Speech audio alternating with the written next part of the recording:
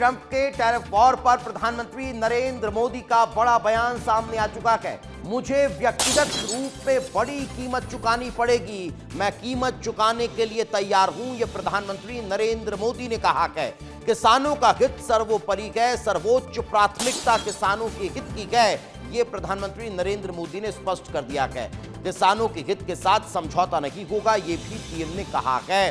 तो tariff war के बीच प्रधानमंत्री नरेंद्र मोदी ने दो टूक कहा है। अमेरिका से ट्रेड डील के बीच पीएम मोदी का यह बड़ा बयान सामने आया है और उन्होंने कहा है कि हमारे लिए अपने किसानों का हित सर्वोच्च प्राथमिकता है। भारत अपने किसानों के, पशुपालकों के और मछुआरों के हितों के साथ कभी भी समझौता नहीं करेगा। मैं जानता हूं व्यक्तिगत रूप से मुझे बड़ी कीमत चुकानी पड़ेगी, लेकिन मैं इसके लिए तैयार हूं। हमारे लिए अपने किसानों का हित सर्वोच्च प्राथमिकता है।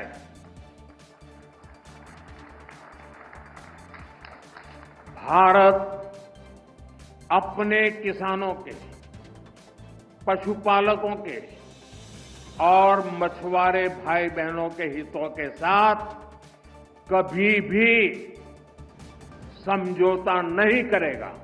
मैं जानता हूं व्यक्तिगत रूप से मुझे बहुत बड़ी कीमत चुकानी पड़ेगी, लेकिन मैं इसके लिए तैयार हूं। मेरे देश के किसानों के लिए, मेरे देश के मछुआरों के लिए, मेरे देश के पशुपालकों के लिए आज भारत तैयार है।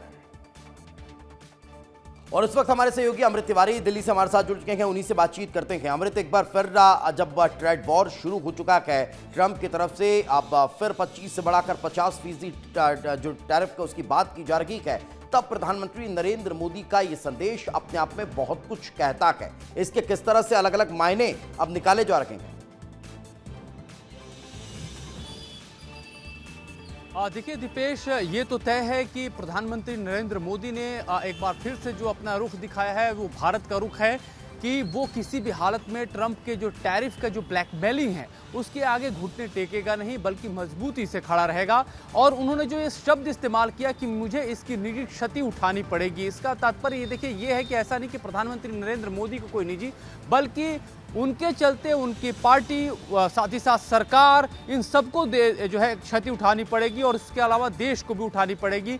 दरअसल देखिए इसका कारण ये है कि अभी जो वर्तमान में सरकार है वो एक स्थायी सरकार है, स्टेबल सरकार है। हालांकि उसके जो है एनडीए में जो सहयोगी दल है उसे समर्थन देने की मजबूती से टिके हुए हैं और जो निर्णायक क्षमता इस सरकार की वो काफ़ी पावरफुल है, वो अपने निर्णयों के लिए जानी जाती है। और यही वजह है कि आप देखेंगे कि डोनाल्ड ट्रंप की जो नीतियाँ रही हैं खासतौर पर इस कार्यकाल में, वो इस बात को लेकर के रही है कि वो जो चाहते हैं, जिस तरह की डील चाहते हैं, वो यह सरकार नहीं कर रही है। वो जिस तरह का दबाव बना रहे हैं उसके आगे सरकार नहीं झुक रही है। यानी कि साफ तौर पे जाहिर है कि भारत एक मजबूत राष्ट्र है और यह राष्ट्र जो है एक मजबूत नेतृत्व के हाथ में चल रहा है, लिहाजा डोनाल्ड ट्रंप की बेचैनी सबसे ज्यादा है। और इसके देखिए तुरंत भारत ने एक नया संदेश भी दे दिया कि अजीत डोभाल मॉस्को पहुंचे, रशिया के साथ उनके जो काउंटर पार्ट है उनके साथ उन्होंने बातचीत की और प्रधानमंत्री मोदी ने 2018 के बाद जो एक बहुत बड़ी गालवान घाटी का जो घटना हुई थी उसके बाद से चीन की यात्रा बंद कर दी थी।